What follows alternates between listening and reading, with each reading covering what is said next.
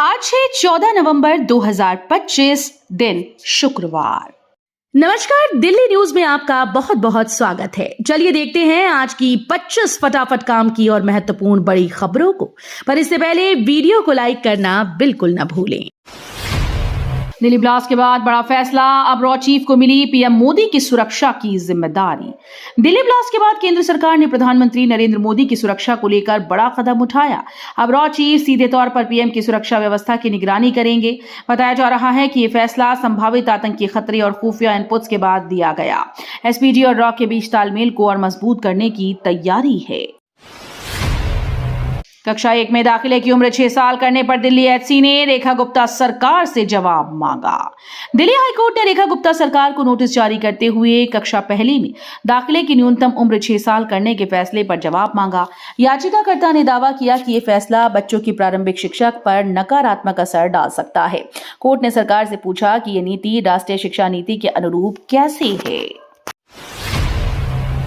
लाल किला 2 दिन और रहेगा बंद, दिल्ली पुलिस ने सुरक्षा कारणों से दी जानकारी। दिल्ली का ऐतिहासिक लाल किला अब अगले 2 दिन और आम लोगों के लिए बंद रहेगा। सुरक्षा एजेंसीज ने सतर्कता बढ़ाते हुए ये फैसला लिया।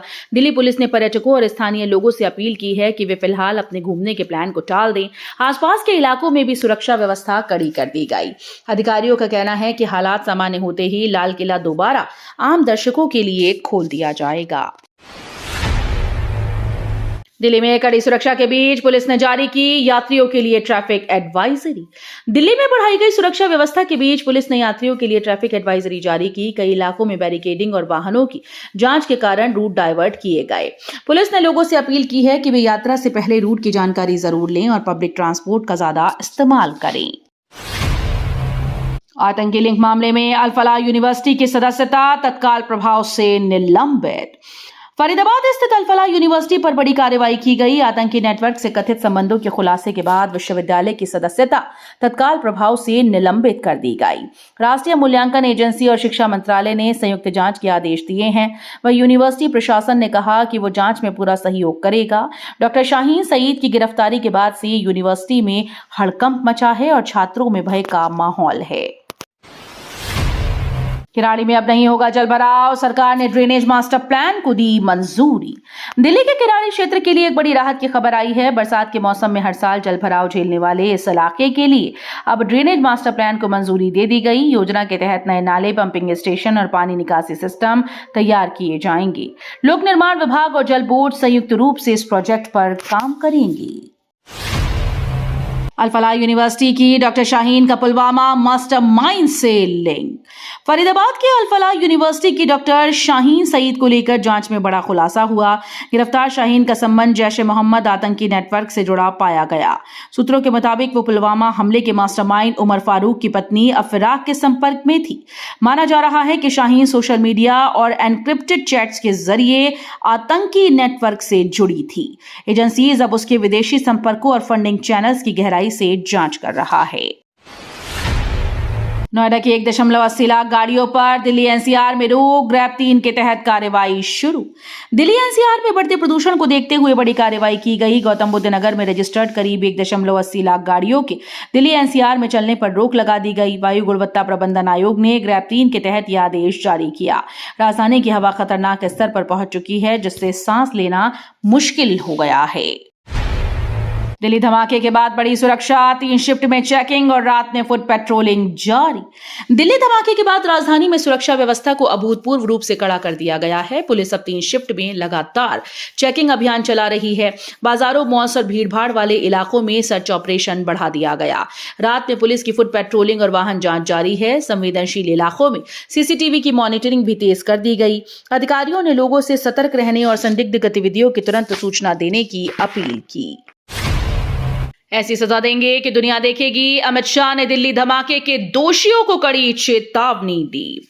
दिल्ली धमाके ने देश को दहला दिया। केंद्रीय गृह मंत्री अमित शाह ने स्पष्ट कहा कि जिन्होंने ये कायरतापूर्ण हमला कराया, उन्हें ऐसी कड़ी सजा दी जाएगी जो पूरे विश्व के लिए संदेश बने। उन्होंने सरकार और सुरक्षा एजेंसीज की प्रतिबद्धता जताई और दोषियों को शीघ्र ही कानून के समक्ष लाकर दंडित करने का आश्वासन दिया। भारत नेपाल सीमा पर बड़ी सतर्कता, एसएसबी और पुलिस ने कड़ी चेकिंग शुरू की। दिल्ली धमाके के बाद भारत नेपाल सीमा पर सुरक्षा एजेंसीज अलर्ट पर हैं। एसएसपी और स्थानीय पुलिस ने सीमा चौकियों पर सघन चेकिंग अभियान शुरू कर दिया। वाहनों और संदिग्ध लोगों की गहन तलाशी ली जा रही है। डॉग स्क्वाड और बम निरोधक दस्ता भी सक्रिय कर दिए गए। अधिकारियों ने बताया कि हर आने जाने वाले व्यक्ति की पहचान और दस्तावेजों की बारीकी से जांच की जा रही है। आईएमए का बड़ा एक्शन, विवादों में घिरे डॉक्टर शाहीन की सदस्यता आजीवन रद्द। इंडियन मेडिकल एसोसिएशन यानी आईएमए ने बड़ा कदम उठाते हुए डॉक्टर शाहीन की सदस्यता आजीवन रद्द कर दी है। संगठन ने यह कार्रवाई मेडिकल आचार संहिता के उल्लंघन और विवादित बयानों के बाद की। आईएमए ने यह साफ कहा कि डॉक्टर्स से उम्मीद की जाती है कि वे पेशे की गरिमा को बनाए रखें। इस फैसले के बाद मेडिकल समुदाय में हलचल मच गई, जबकि सोशल मीडिया पर इसको लेकर तीखी प्रतिक्रियाएं देखने को मिल रही हैं। स्पोर्ट्स से पहले उमर का शांत भाव से कार चलाना और बार बार रूट बदलना सामने आया। दिल्ली ब्लास्ट मामले में चौंकाने वाले खुलासे हो रहे हैं। जांच में पता चला कि विस्फोट से पहले आरोपी उमर बेहद शांत दिख रहा था और बड़ी सावधानी से कार चला रहा था। सीसीटीवी फुटेज में वो बार बार रास्ता बदलता नजर आ रहा है, मानो किसी से बचने की कोशिश कर रहा हो। जांच एजेंसीज अब उसके मोबाइल लोकेशन और कॉल डिटेल्स खंगाल रही हैं। सूत्रों के मुताबिक उमर किसी गुप्त निर्देश के तहत रूट बदल रहा था। दिल्ली ब्लास्ट पर बीजेपी विधायक बाल मुकुंद आचार्य का बयान, बोले मानसिक जिहाद से लड़ना होगा। दिल्ली ब्लास्ट को लेकर बीजेपी विधायक बाल मुकुंद आचार्य का बयान सामने आया। उन्होंने कहा कि देश आज सिर्फ हथियारों से नहीं बल्कि मानसिक जिहाद से भी लड़ रहा है। हमें ऐसी विचारधारा के खिलाफ एकजुट होना होगा जो देश की शांति और सुरक्षा को चुनौती देती है। विधायक ने सुरक्षा एजेंसीज के प्रयासों की सराहना करते हुए कहा कि दोषियों को कड़ी से कड़ी सजा मिलनी चाहिए ताकि भविष्य में कोई ऐसी साजिश करने की हिम्मत न कर सके। जहां शक था वहीं से बरामद हुई दिल्ली ब्लास्ट से जुड़ी तीसरी कार, जांच तेज। दिल्ली ब्लास्ट मामले में जांच एजेंसीज को बड़ी सफलता हाथ लगी। जहां शक जताया जा रहा था वहीं से धमाके से जुड़ी हुई तीसरी कार बरामद की गई। कार को फॉरेंसिक टीम ने कब्जे में लेकर बारीकी से उसकी जांच शुरू कर दी है। बताया जा रहा है कि इस गाड़ी में कुछ अहम सुराग बन सकते हैं जो पूरे नेटवर्क को उजागर कर सकते हैं। एनआईए और दिल्ली पुलिस की संयुक्त टीम अब कार के रूट और मालिक की तलाश में जुट गई। लगातार तीसरी बार विदेश में होगी आईपीएल नीलामी। इस बार अबू धाबी में गूंजेगा बल्ले का बाजार। क्रिकेट प्रेमियों के लिए बड़ी खबर है। आईपीएल 2026 की मिनी नीलामी इस बार अबू धाबी में होने जा रही है। ये लगातार तीसरा मौका होगा जब आईपीएल की नीलामी विदेश में आयोजित की जाएगी। इससे पहले 2023 में दुबई और 24 में जेद्दाह में हुई थी। बीसीसीआई के मुताबिक नीलामी दिसंबर की मध्य होगी। यमुना सिटी में जेवर एयरपोर्ट के पास ईडब्ल्यूएस के 30 मीटर प्लॉट्स का साइज बढ़ेगा। यमुना एक्सप्रेसवे औद्योगिक विकास प्राधिकरण क्षेत्र में जेवर एयरपोर्ट के पास रूप से कमजोर लोगों के लिए प्रस्तावित 30 मीटर के भूखंडों का आकार बढ़ाने की तैयारी है। यमुना एक्सप्रेसवे औद्योगिक विकास प्राधिकरण के अधिकारी ने बताया कि आर्थिक रूप से कमजोर लोगों के लिए काफी समय पहले 30 मीटर भूखंडों की योजना शुरू करने का प्रस्ताव तैयार किया गया था। दिल्ली पुलिस की चेकिंग में चौंकाने वाला मामला, कार की डिग्गी में सोता मिला शख्स। दिल्ली पुलिस की रूटीन चेकिंग के दौरान एक अजीबोगरीब मामला सामने आया। जब पुलिस ने कार की डिग्गी खोली तो अंदर एक शख्स सोता हुआ मिला। पहले तो पुलिसकर्मी भी हैरान रह गए, लेकिन पूछताछ में पता चला कि वो व्यक्ति थकान के चलते डिग्गी में जाकर सो गया था। मौके का वीडियो सोशल मीडिया पर तेजी से वायरल हो रहा है। पुलिस ने जांच पूरी कर फिलहाल उसे छोड़ दिया है, पर मामला चर्चा में है। एमसीडी शिक्षा विभाग का डेटा निजी पोर्टल पर शेयर, बिना समझौते के बढ़ा विवाद और कार्रवाई की मांग। दिल्ली नगर निगम के शिक्षा विभाग का डेटा बिना किसी औपचारिक समझौते के एक निजी पोर्टल पर साझा किए जाने का मामला सामने आया।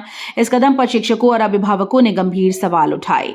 आरोप है कि छात्रों की निजी जानकारी लीक होने का खतरा बढ़ गया है। विपक्ष ने भी पारदर्शिता पर सवाल उठाते हुए जांच और जिम्मेदार अधिकारियों के खिलाफ कार्रवाई की मांग की। दिल्ली में बढ़ता प्रदूषण बना संकट, डॉक्टर्स ने दी सांस और सेहत बचाने की अहम सलाह। दिल्ली की हवा इन दिनों जहरीली हो चुकी है। बढ़ते प्रदूषण ने लोगों की सांसें तक मुश्किल कर दी। डॉक्टर्स का कहना है कि ऐसे हालात में बिना जरूरत घर से बाहर न निकलें और N95 मास्क का इस्तेमाल जरूर करें। बच्चों, बुजुर्गों, अस्थमा के मरीजों को खास सावधानी बरतने की सलाह दी गई। अमोनियम नाइट्रेट सप्लाई केस में खाद बीज विक्रेता हिरासत में, दिल्ली ब्लास्ट कनेक्शन की जांच जारी। दिल्ली ब्लास्ट मामले में जांच एजेंसीज को एक और अहम सुराग मिला। अमोनियम नाइट्रेट की सप्लाई करने के आरोप में खाद बीज विक्रेता को हिरासत में लिया गया। सूत्रों के मुताबिक आरोपी ने बिना रिकॉर्ड के बड़ी मात्रा में केमिकल की सप्लाई की थी। एजेंसीज अब ये जांच कर रही हैं कि क्या यही विस्फोटक दिल्ली धमाके में इस्तेमाल हुआ था। दिल्ली हरियाणा को जोड़ेंगे 2 बड़े नमो भारत प्रोजेक्ट, जिन्हें मिली मंजूरी। दिल्ली हरियाणा के बीच कनेक्टिविटी बढ़ाने के लिए 2 बड़े नमो भारत रेल प्रोजेक्ट को मंजूरी मिल गई है। पहला कॉरिडोर दिल्ली से रेवाड़ी होते हुए अलवर तक जाएगा, जबकि दूसरा रूट पानीपत सोनीपत से दिल्ली को जोड़ेगा। इन रैपिड ट्रेन से यात्रा का समय आधा हो जाएगा और यातायात जाम से राहत मिलेगी। दोनों प्रोजेक्ट्स पर काम जल्द शुरू होने वाला है। अधिकारियों का कहना है कि एनसीआर में ट्रांसपोर्ट सिस्टम के लिए गेम चेंजर साबित होगा। सांसद के सैलरी अकाउंट से पीए ने उड़ाए 30 लाख, पुलिस जांच में खुलासा। एक जगाने वाला मामला सामने आया, जहां सांसद के सैलरी अकाउंट से उनके निजी पीए ने 30 लाख गायब कर दिए। सांसद को खाते से संदिग्ध ट्रांजैक्शन का पता चलने पर उन्होंने तुरंत शिकायत दर्ज कराई। जांच में खुलासा हुआ कि पीए लंबे समय से छोटे छोटे ट्रांसफर के जरिए रकम निकाल रहा था। धीरेन्द्र शास्त्री की पदयात्रा पर बोले कपिल मिश्रा, कहा सनातन एकता का महायज्ञ शुरू। धीरेन्द्र कृष्ण शास्त्री की सनातन हिंदू एकता पदयात्रा पर बीजेपी नेता कपिल मिश्रा का बयान सामने आया है। उन्होंने कहा कि ये सिर्फ एक पदयात्रा नहीं बल्कि सनातन संस्कृति के पुनर्जागरण का महायज्ञ है। कपिल मिश्रा ने शास्त्री की पहल की सराहना करते हुए कहा कि ये यात्रा समाज में एकता, भाईचारे और हिंदू चेतना का प्रतीक बनेगी। उन्होंने कहा कि अब समय आ गया है जब पूरे देश को एकजुट होकर सनातन मूल्यों की रक्षा करनी होगी। दिल्ली विधानसभा की विशेषाधिकार समिति की बैठक में एब्सेंट रहे ये आप नेता। दिल्ली विधानसभा की विशेषाधिकार समिति ने गुरुवार को आयोजित अपनी बैठक में अहम मामले यानी विधानसभा परिसर के कथित फांसी घर की प्रामाणिकता पर चर्चा की। इस बैठक में अरविंद केजरीवाल, मनीष सिसोदिया, रामनिवास गोयल और राखी बिड़ला बैठक में शामिल नहीं हुए। समिति ने उनकी अनुपस्थिति को संज्ञान में लिया और अगले दौर की बैठक 20 नवंबर 2025 को निर्धारित की। तो ये थी आज की बड़ी खबरें। रोजाना ऐसे ही सबसे पहले अपडेट पाने के लिए चैनल को सब्सक्राइब करना बिल्कुल न भूलें। धन्यवाद।